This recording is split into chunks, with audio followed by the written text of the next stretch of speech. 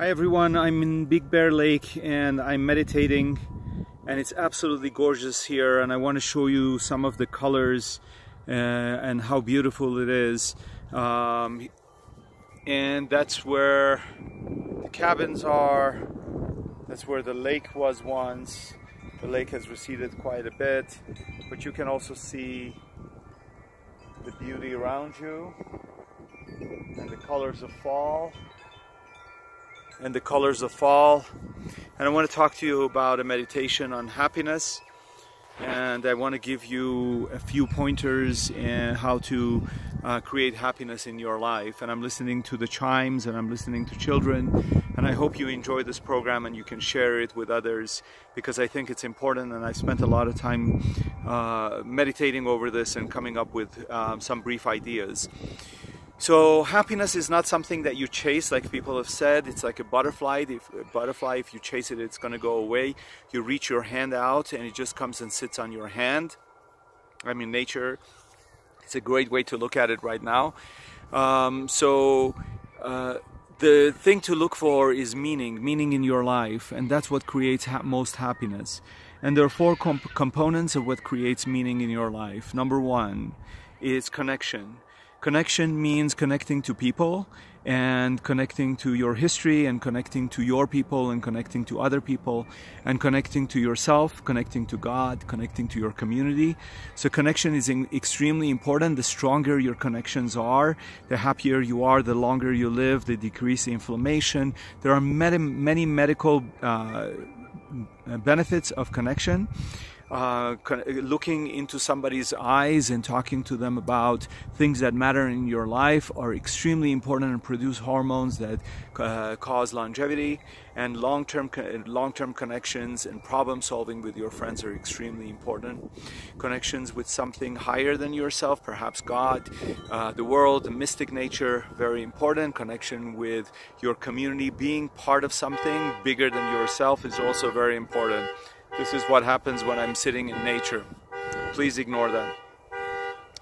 The next thing is, after connection, is finding a sense of purpose. And finding a sense of purpose is something that you do that is not directly for yourself, but for other people. It may be for somebody that you love, but just like you take care of a baby, it's not something, ultimately it makes you happy, but it's not something that you're doing for yourself, you're doing it for somebody else.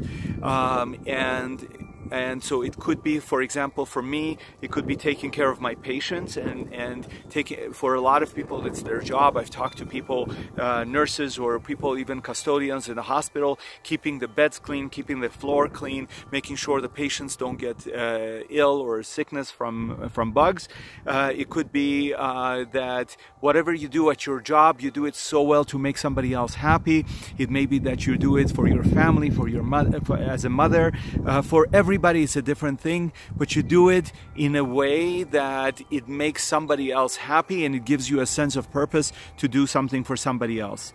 So number one is connection. Number two is a sense of purpose. Number three is transcendence. Going above the humdrum of daily life. So, you know, during the day we bicker and we talk about things that really don't matter a lot, and we have to pay the bills, and we talk about politics, but there's things that are eternal and larger than us, and you want to go above them. And for me, it's the mystical nature of life. It may be religion, my Judaism that has gone for many years. For you, it may be a different type of religion. For me also, it's art. I connect to art tremendously. It connects me to people that made the art, goes back hundreds of years, shows me about the struggles of people, poetry.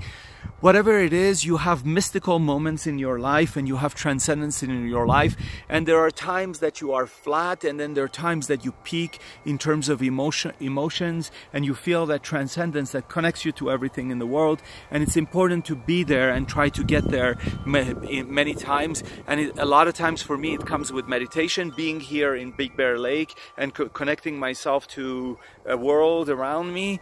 And transcendence is incredibly important to a sense of purpose and a sense of happiness and a sense of connection.